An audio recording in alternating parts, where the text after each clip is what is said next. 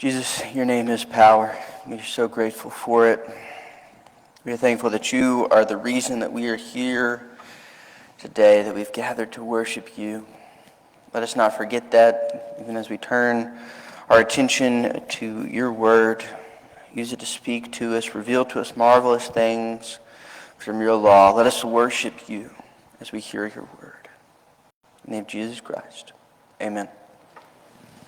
If you have your Bible with you this morning, you can turn to the book of Hosea with me as we kick off a new series working our way through the minor prophets.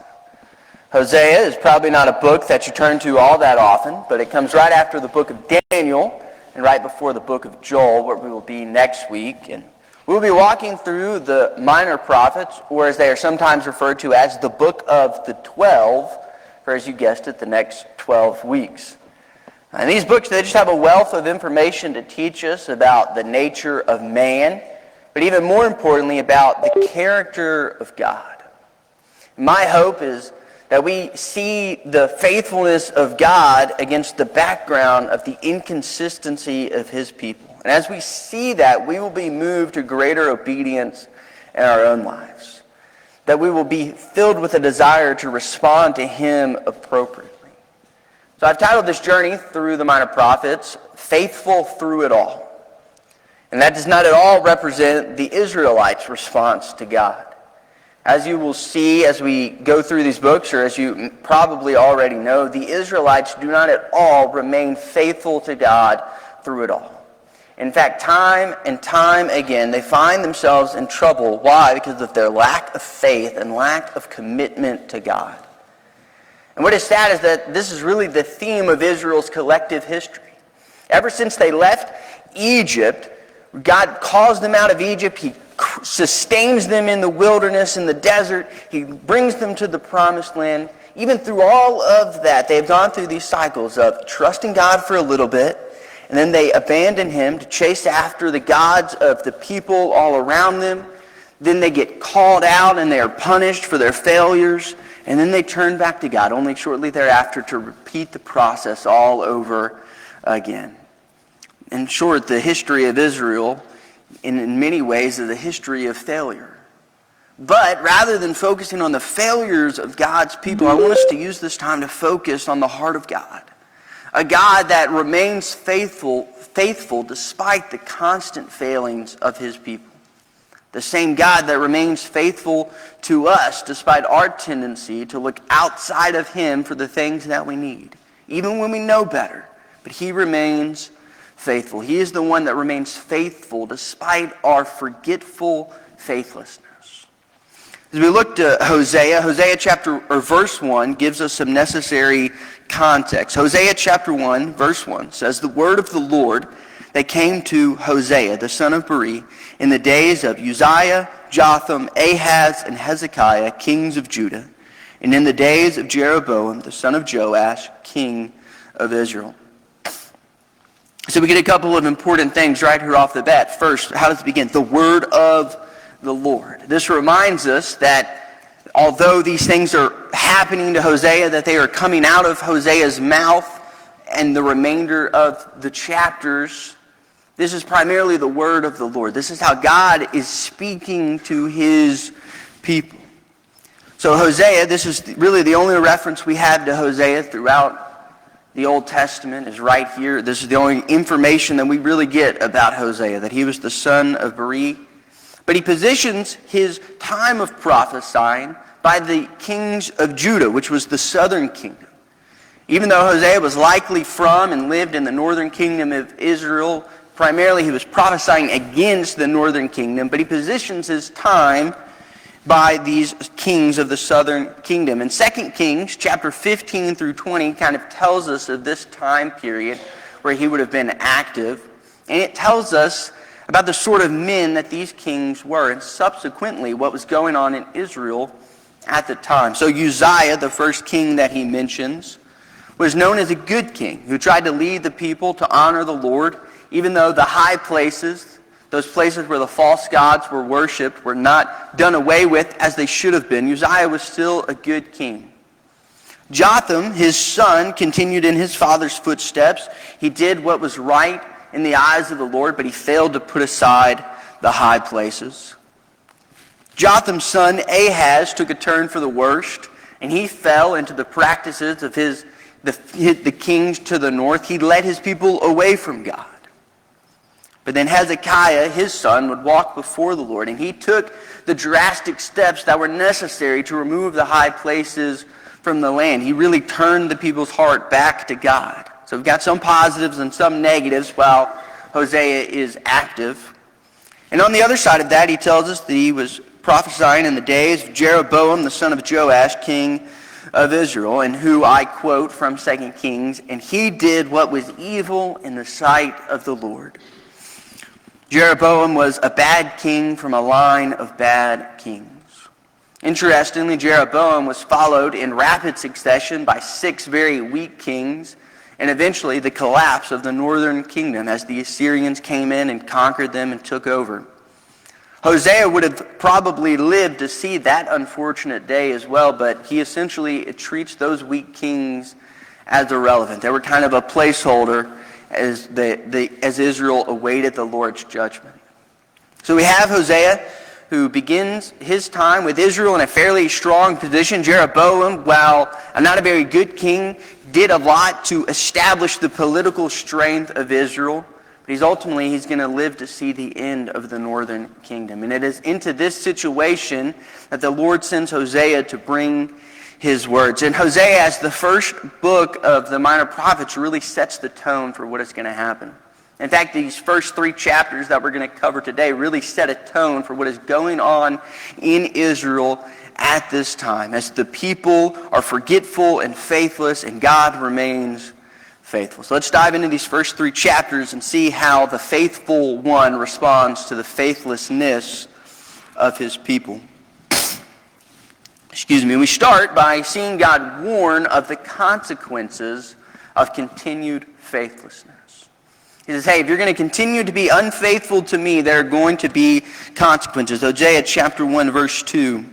It says, when the Lord first spoke through Hosea, the Lord said to Hosea, go, take to yourself a wife of whoredom and have children of whoredom, for the land commits great whoredom by forsaking the Lord.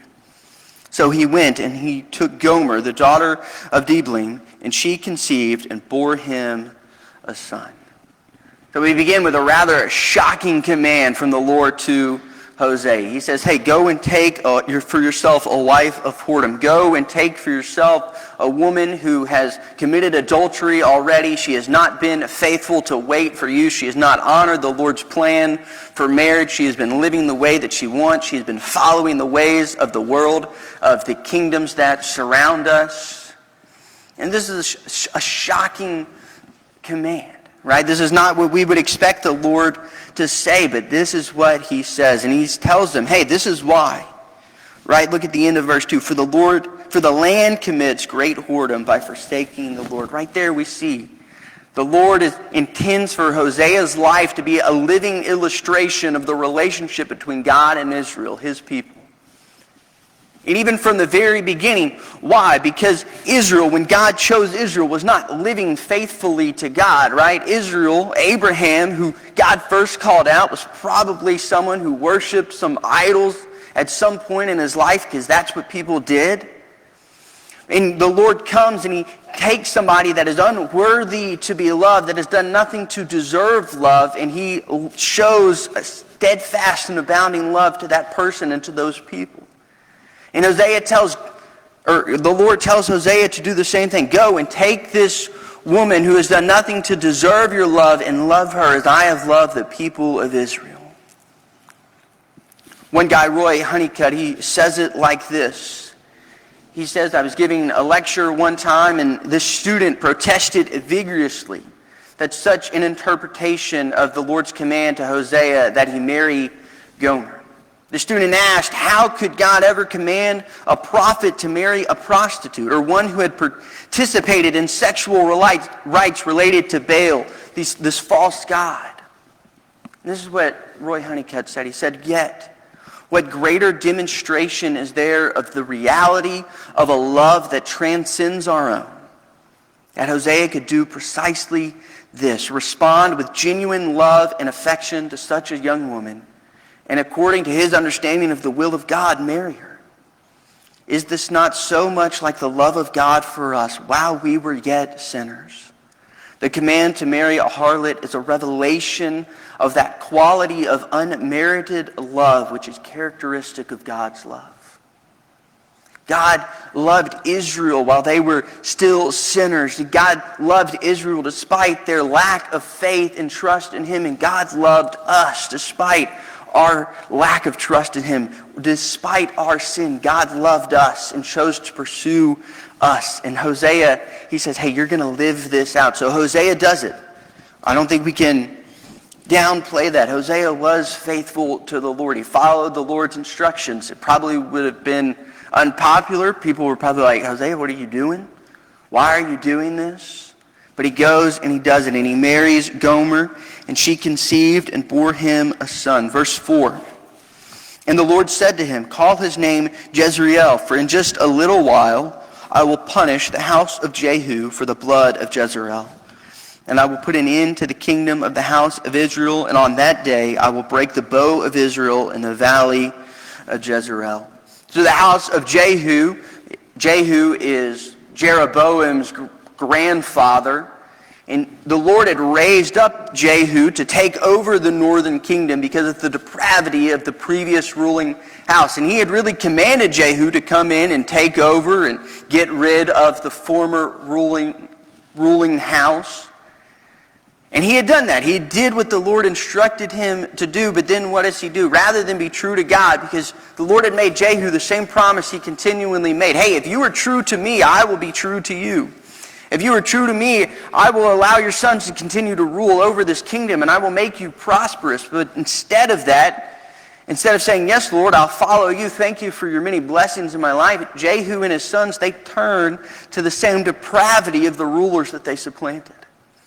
Jehu was raised up because the kings were following after false gods, so Jehu decides to do what? He decides to follow after false gods.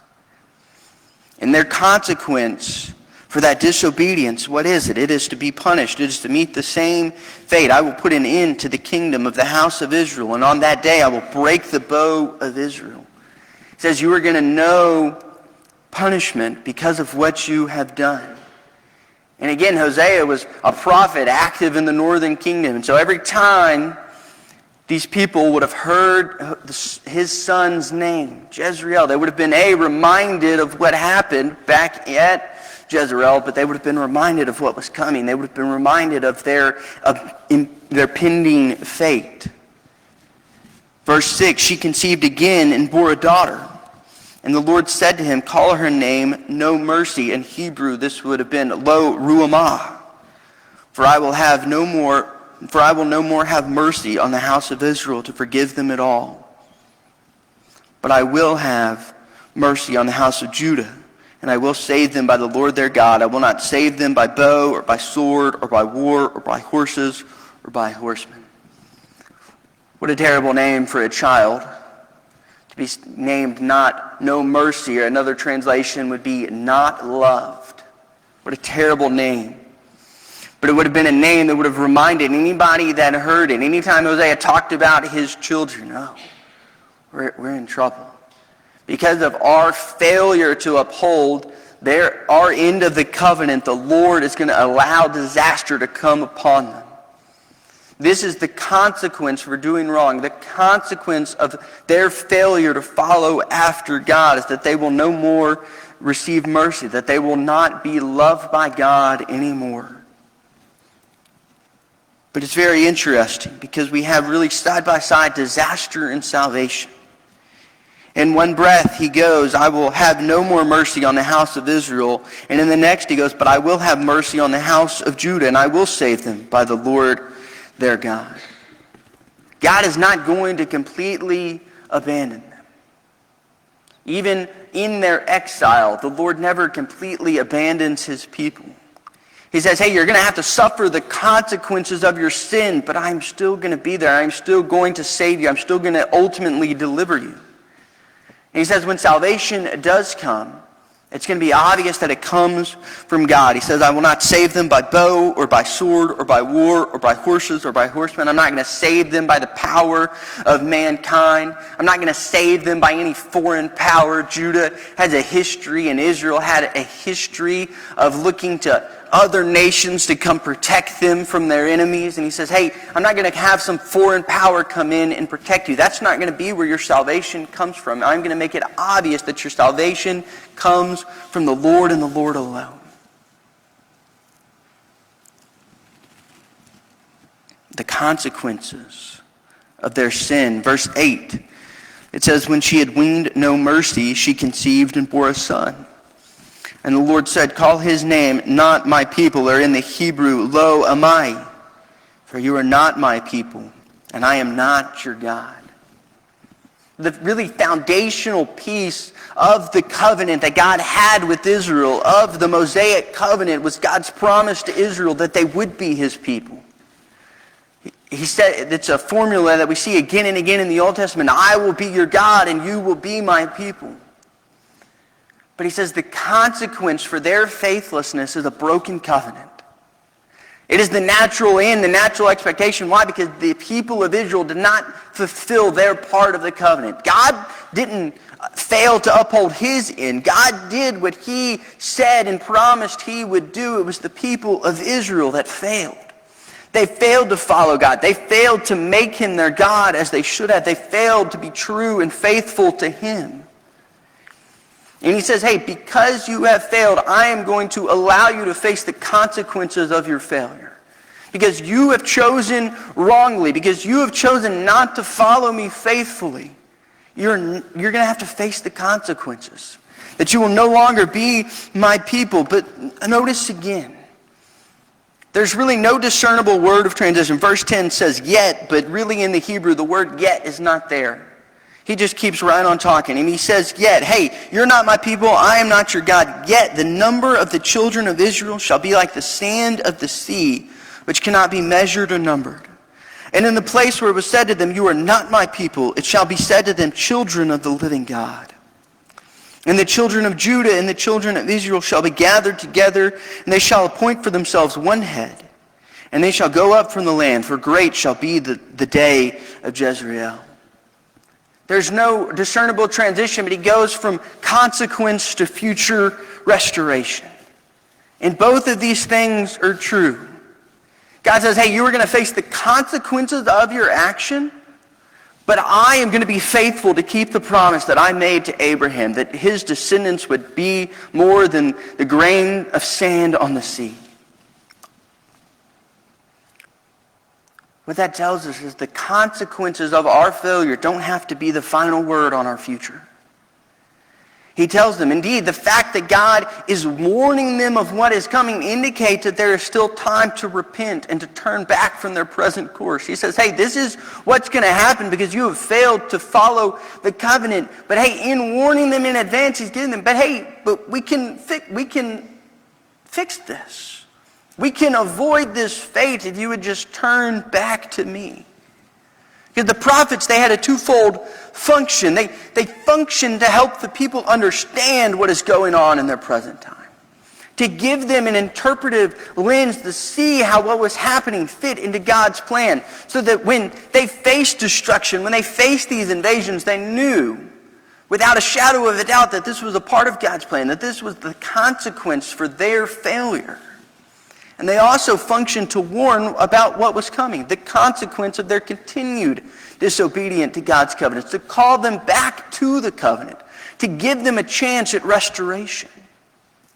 And so every time anyone heard Hosea say his kids' names, they remembered the story of his wife, they were confronted with the reality of their present situation. Anytime they heard, oh man, remember Hosea and Gomer? That reflects us. Man, remember Hosea's oldest, Jezreel? It's gonna be bad in the northern kingdom. Remember God's promise? Hey, no mercy, not my people. And furthermore, I think Hosea himself is experiencing the same sort of pain that God experienced as he dealt with Israel. And that gave him a unique authority and insight as he spoke to the people. As we're going to see very shortly, what Hosea did, how his wife treated him versus how he treated his wife. It's the exact same way that God treats his people. We go to chapter 2 and really turns its attention. It's still using this mother metaphor for Israel, but it's really talking about the punishment that Israel is going to face very directly. Beginning in verse 1 of chapter 2, it says, "Say to your brothers, you are my people, and to your sisters, you have received mercy. Plead with your mother. Plead, for she is not my wife, and I am not her husband, that she put away her whoring from her face and her adultery from between her breasts, lest I strip her naked and make her as in the day she was born, and make her like a wilderness, and make her like a parched land, and kill her with thirst. Upon her children also I will have no mercy, because they are children of whoredom. For their mother has played the whore. She who conceived them has acted shamefully, for she said, I will go after my lovers, who give me my bread and my water, my wool and my flax, my oil and my drink. Therefore I will hedge up her way with thorns, and I will build a wall against her, so that she cannot find her paths. She shall pursue her lovers, but not overtake them. And she shall seek them, but shall not find them. Then she shall say, I will go and return to my first husband, for it was better for me then than now. And she did not know that it was I who gave her the grain and the wine, the oil, and who lavished on her silver and gold, which they used for Baal. Therefore I will take back my grain in its time, and my wine in its season, and I will take away my wool and my flax, which were to cover her nakedness. Now I will uncover her lewdness in the sight of her lovers, and no one shall rescue her out of my hand. And I will put an end to all her mirth, her feast, her new moons, her Sabbaths, and all her appointed feast. And I will lay waste her vines and her fig trees, of which she said, These are my wages, which my lovers have given me. I will make them a forest, and the beast of the field shall devour them. And I will punish her for the feast days of the Baals, when she burned offerings to them, and adorned herself with her ring and jewelry, and went after her lovers, and forgot me, declares the Lord." And that's kind of a grim passage, but it was a grim situation that Israel found themselves in. And really the heart of the problem is found in verse 5. For she said, I will go after my lovers, who give me my bread and my water, my wool and my flax, my oil and my drink. Israel has forgotten where the good that she has experienced came from. She says, I'm going to go back to there because this is where I got these good things. But what does he say just after that in verse 8? And she did not know that it was I who gave her the grain, the wine, and the oil. Israel forgot. And forgetting leads to faithlessness. And this is the same problem that we all have. Whether we have never placed our faith and trust in Him, or whether we have walked for Him for many years, we feel this pull away from God and toward other lovers, towards other sources of identity, purpose, safety, security, this temptation to look outside of God, to forget the good that God has done in our past and say, hey, well, I need these things. I know I used to have them, but I forget where they come from, so I'm going to go to my job, I'm going to go to my work, I'm going to go to this relationship to find these things that I used to have, and we forget, well, hey, they come from God. And really the question we must ask ourselves is this: in whom will I put my trust for tomorrow? Because Israel's problem, one of their big problems throughout their history, is that they consistently forgot about the Lord's past provisions, and so they constantly sought out new sources of security. They forgot about how the Lord had led them into the promised land and how He had conquered all these peoples and nations on their behalf. And so when a new threat came, what did they do? They didn't say, oh, well, we'll just trust the Lord because He delivered us in the first place. No, they went and they called Egypt and they said, hey, Egypt, could you come protect us?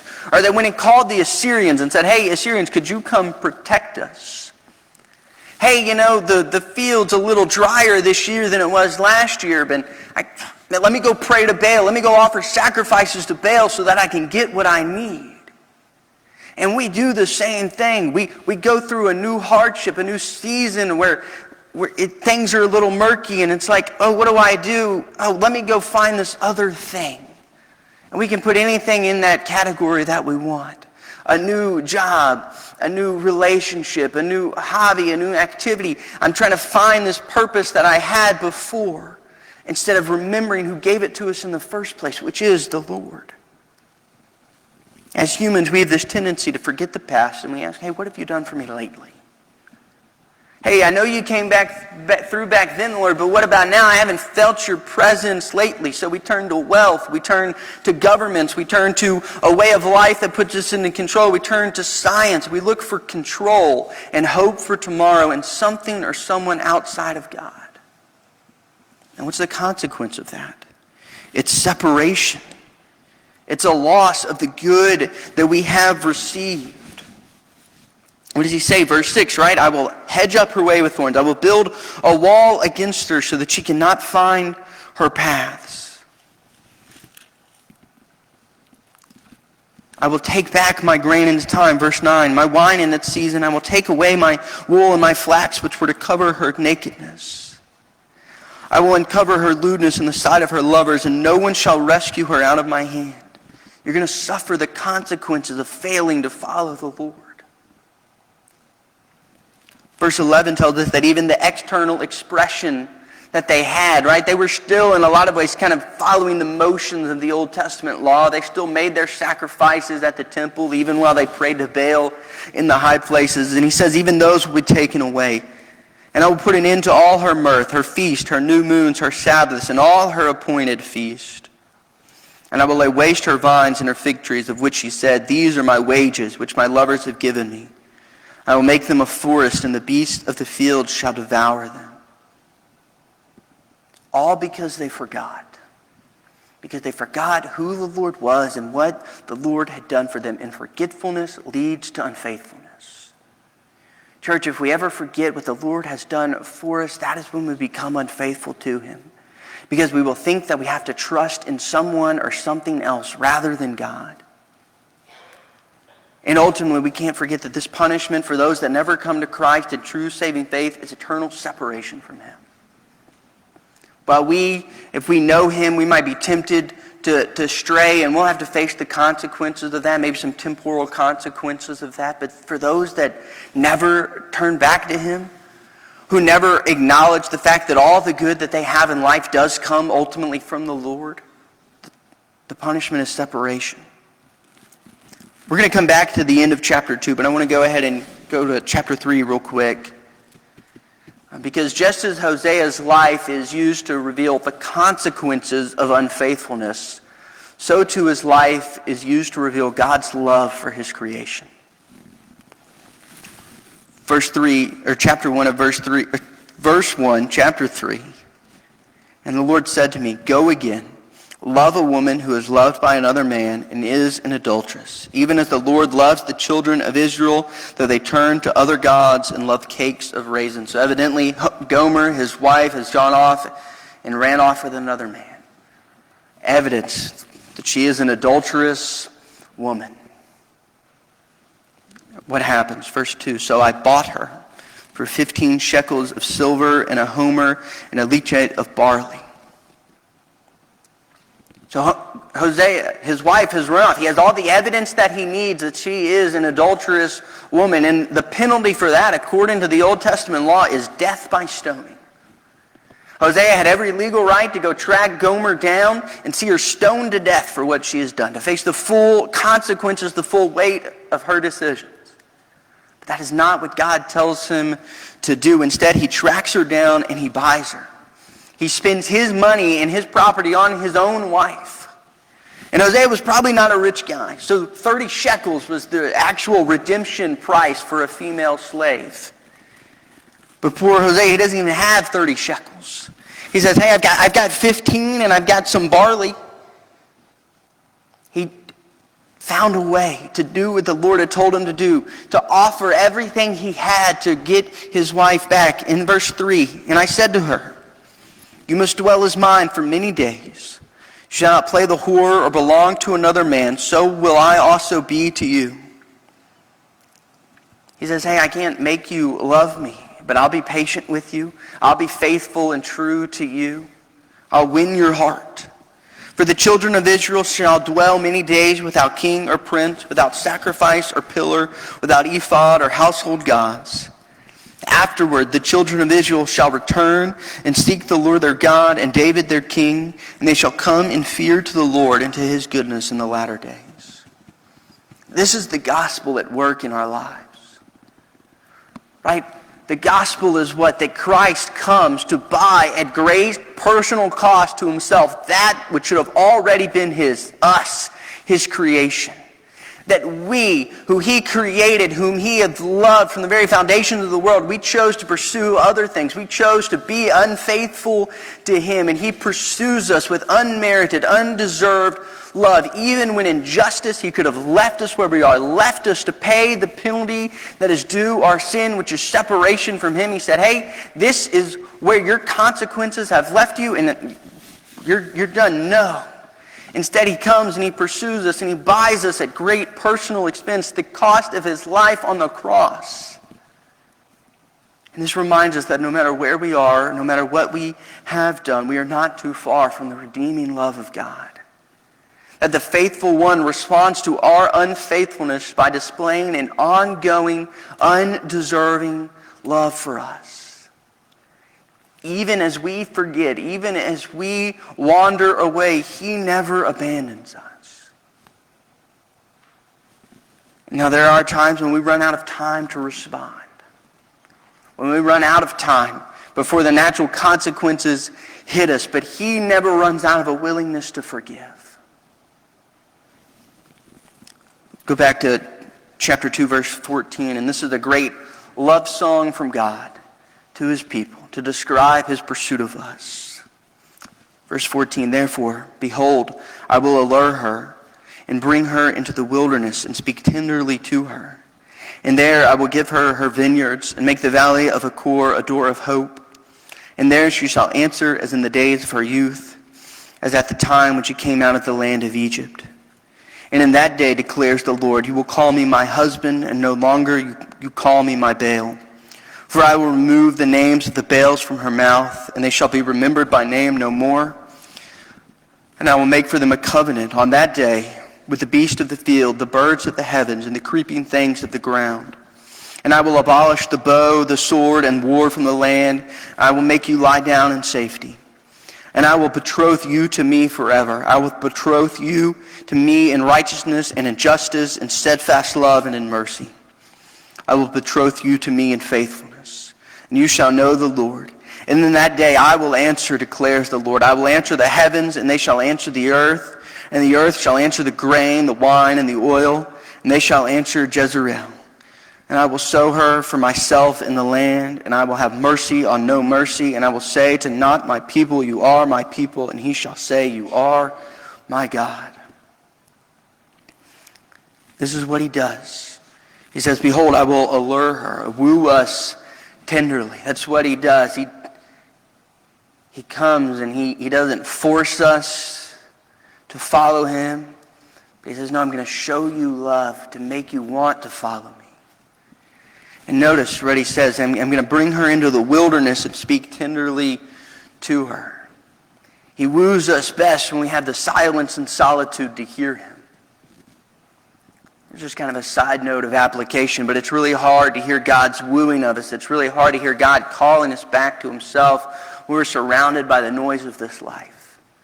When we won't turn off the TV, when we won't turn off the news, when we won't turn off the social media, whatever it is, it's really hard to hear God's voice when we won't do that. It's really hard to hear him saying, hey, trust in me. And what will he do then? He will give her her vineyards, make the valley of Achor a door of hope. He brings us hope and safety.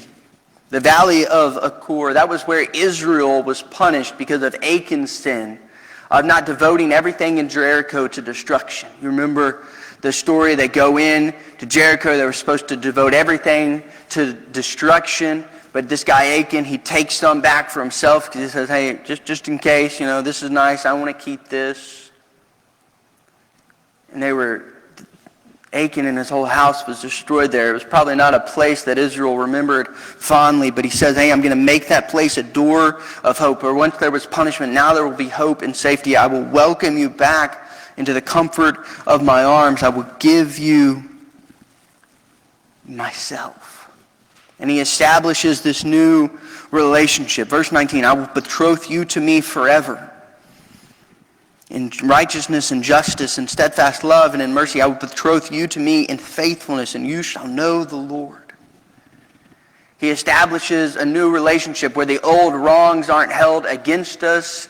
We're given a new slate. He gives himself to us completely. He holds nothing back in his love for us. He is faithful. The negatives of the name of Hosea's children are turned to positives. A new beginning is given, not because his people deserve it. Right? There's no sign here that, hey, I'm going to do this after they turn back to me. No, I'm just going to do this. He's going to do this. Why? Because he is faithful and he is just and he desires a relationship with the people that he created.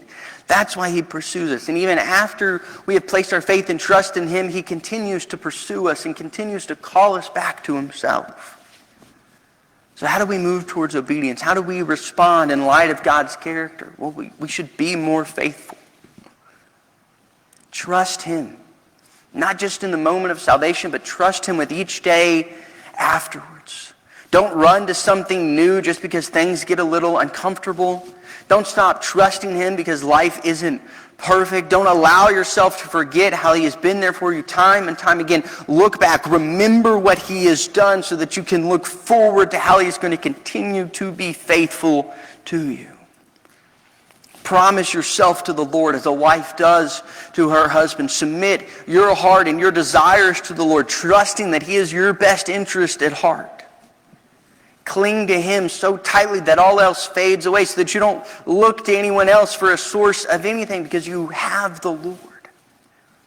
Don't allow yourself to be distracted by the enemy who would lead you astray. We must focus on him.